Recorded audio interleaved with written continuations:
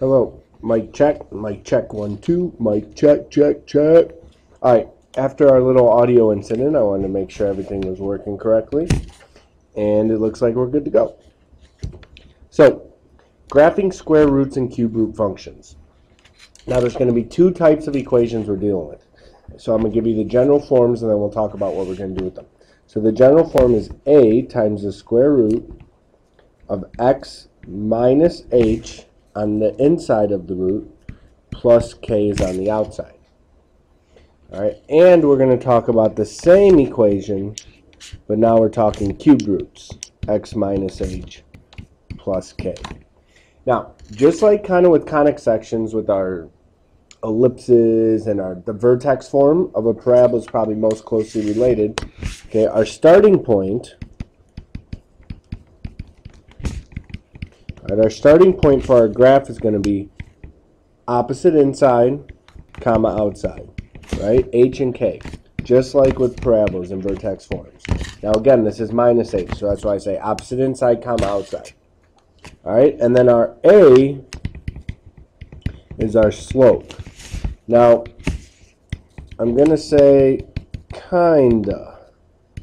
Right? It's kind of our slope. And I'll make more sense of it later. Alright, because we apply it like slope, but it works a little differently sometimes.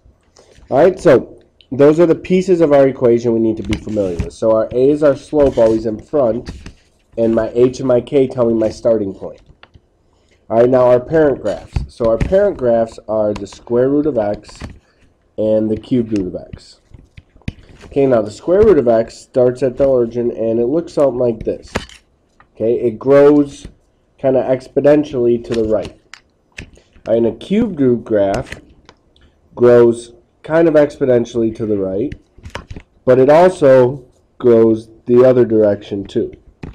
Alright, and you need to be familiar with these. So on a coordinate plane, your square root graph goes up and your cube root graph goes in both directions. Similar, we can relate it to why our domain and range is the way it is. Remember, our domain is, it has to be positive. So x has to be greater than or equal to h. And remember, h is our starting point. So this point is h comma k on the coordinate plane.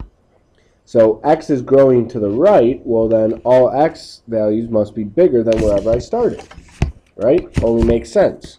Now my range is y has to be greater than or equal to k, because that's my y coordinate. So as my graph grows positively, everything higher than this starting point is going to count, because this graph can keep going up and up, but everything below isn't going to exist. Now with this, my domain and my range is all real numbers.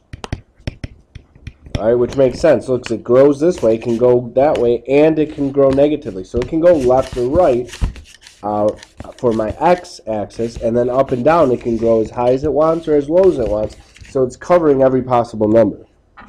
Alright, so let's just remind ourselves, our domain is my input, or all my x values, collection of my x values, and my range,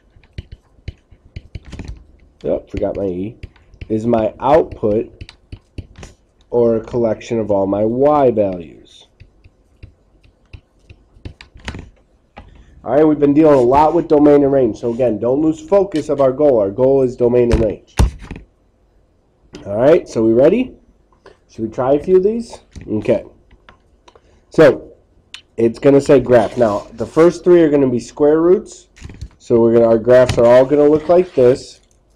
Alright, differencing a little. And then we'll talk about cube roots next. Alright, so I have y equals the square root of x plus 2 minus 4. So my starting point is opposite inside, comma outside. So -2, -4. Alright, now, in this case, what's my slope? Well, my slope is 1 over 1, because there's just a 1. So I'm going to go up 1 over 1. Now, I'm going to ask that you just put that first point of the slope. We could keep working with slope, but we would have to use our calculator. So I just want to focus on 1. Now, you're going to put 1 point, and we know my parent graph looks like this. So it's growing up and to the right. I am completely happy with that. I want to see 1 point and which way the direction of the graph goes. So you need to understand what your parent graphs look like. All right. Now, the next point would be up 1 over 4. Okay, it would be about right here. But let's talk about our domain and range. All right, now, my domain is a collection of all my x values. Well, my x values start here, and then it grows this way. So everything's fair game after to the right of -2. So my domain is going to be, well, x has to be greater than or equal to -2, because that's where I started. Now my y's, my range, well, it's kind of right here, and it's going up. So my range is never going to go below this point, because that's where my graph starts. So my range is always going to be higher than -4. I am looking at the graph. That's easy to see. This is the main piece of the lesson. All right, so once you apply the slope once and you got a sketch of your graph, you can determine your domain and range. All right, now, be careful. I have a 1/2 here, so this is the same as -2 square root of x minus 3 plus 4. Okay, so my vertex, opposite inside, comma outside, opposite inside, comma outside, and then my slope is -2. So let's plot my starting point. I'm at 3, 4, 1, 2, 3, 4. And then my slope is -2, so I'm actually going to go down 2 over 1. All right, -2 over 1. Down 2 over 1, and my graph grows like that. All right, because it was a negative slope, my graph is growing down. Now, let's get to the nuts and bolts. All right, what's happening at x? Well, my graph's starting here at 3 and going to the right, so my domain has to be bigger than or equal to 3. And my range is starting here and going down, so it has to be y is less than or equal to 4. All right, good. Let's keep going. Next one, -4. So my starting point is opposite inside, comma outside. So +1, comma 0. There's nothing back here. All right, so I start at 1, 0, and my slope is -4 over 1. So I'm going to go down 4, 1, 2, 3, 4, over 1, and my graph's growing pretty steep and negative. All right, so your domain, well, everything, it starts here moving to the right, so everything's got to be bigger than 1, bigger than or equal to 1, and my y is below my axis, so it's y is less than or equal to 0. All right, very good. To the back. So now we're dealing with cubed roots. All right, so here, starting point again, opposite inside, comma outside, so -2, -3. So -2, -3. Now, here my slope is 1 over 1, so I go up 1 over 1, heads in that direction, and then I go down 1 over 1, so it's like -1 over -1. So you need to take your graph in both directions. All right, you need to take your graph in both directions. Now that's because it's a cubed root. If you reference our parent graph from the beginning, it goes in both directions. All right, so now your domain, well, it covers all x's.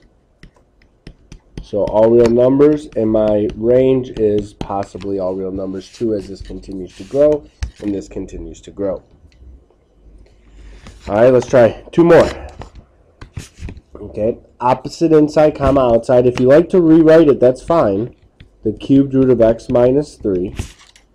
Okay, and then there's 0 out here.